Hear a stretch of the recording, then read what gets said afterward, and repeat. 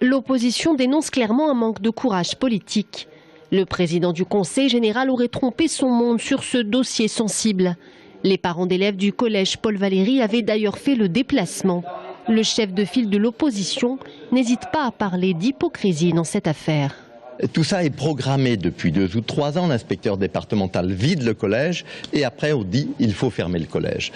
Nous, ce que l'on demande, c'est qu'il y ait une vraie stratégie. Il y a eu un travail de fait, voilà quelques années, par Marisol Touraine avec le livre blanc du devenir des collèges en Touraine. Mais on n'est jamais arrivé à des conclusions claires. C'est toute la difficulté. On voulait donner une dernière chance à Paul Valéry avec un moratoire de 3 ans, non pas pour ne rien faire, mais pour revoir la sectorisation, ramener de l'activité dans ce collège. En revanche, pour la majorité, il y a un temps pour le débat et un autre pour la décision.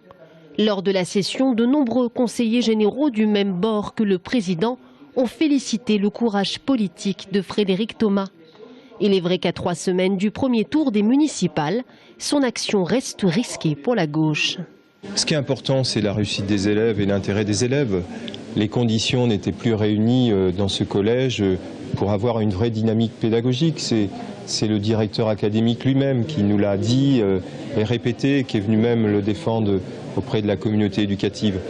Bien entendu, c'est une décision difficile et je comprends les familles que nous allons accompagner aujourd'hui pour accompagner les élèves dans leur nouvel établissement. Est-ce qu'on répond à notre mission, à l'exigence qui est la nôtre, en disant ce qui est aujourd'hui ne doit pas bouger, il faut mettre en avant l'immobilisme, le statu quo, le moratoire? Je ne le crois pas. Les parents d'élèves du collège Paul Valéry auront le choix d'inscrire leurs enfants dans 4 collèges, Montaigne, La Bruyère, Ronsard et Vincy. Quant à l'avenir du site de Paul Valéry, Frédéric Thomas souhaite lui donner un destin public axé sur la formation et l'éducation.